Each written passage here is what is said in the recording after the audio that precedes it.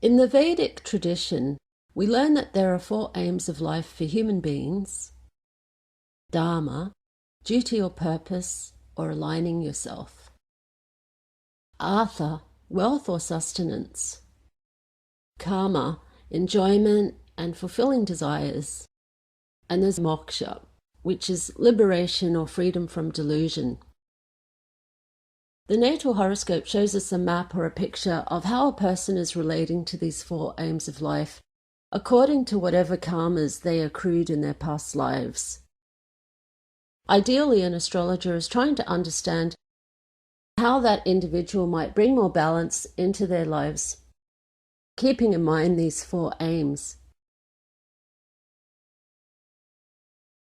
In Brihat Parashara Hora Sastra and other classical texts, we learn that Jyotish was given to us by the Supreme Divine Being for our greatest welfare and to help us alleviate suffering.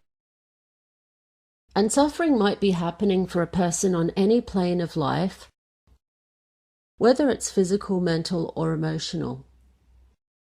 Jyotish is a tool to relieve the fundamental root of all suffering, which is the existential pain of feeling separated from divine.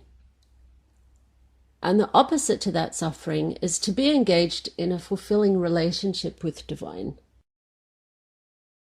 Jyotish has the potential to help guide a person to move towards that direction. Jyotish is a very extraordinary science. In the Vishnu Puran, one learns that the Vedas, of which Jyotish is only a small part, has no beginning and no end. Vedic wisdom is infinite. Jyotish is infinite. Jyotish as a profession is considered to be a Brahmin profession. In the Vedas, we learn that a Brahmin is somebody who knows Brahman. That is a person who is situated in a particular state of consciousness where they have transcended the opposites. Someone who is not motivated by attachment to the lower desires and drives of the ego, who can perceive universal reality.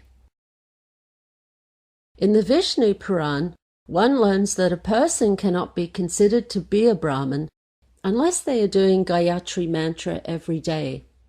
If one analyzes what a Gayatri mantra is, it's a reverential praise to the Supreme Being, to that supreme source of light, where the devotee is seeking merciful guidance and illumination.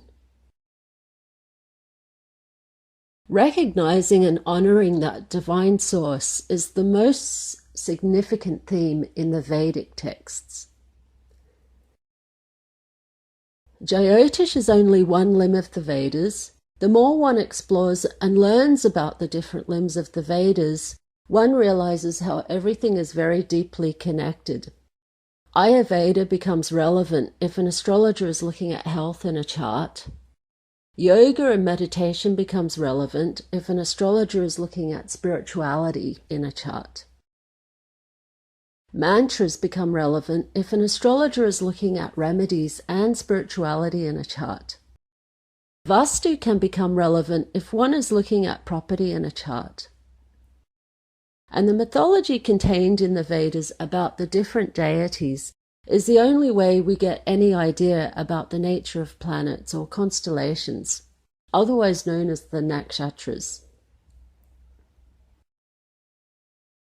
In the last few thousand years, the Supreme Being incarnated himself as Ved Vyasa and other sages to bring us Vedic knowledge in written form. Throughout the ages, the Supreme Being is always incarnating in a variety of avataric forms, to teach, to instruct, to uplift, to defeat the enemies to understanding, to establish highest Dharma, and to reawaken our connection with the Vedas. In the Vishnu Puran, we learn that the Vedas are the highest truth in the universe.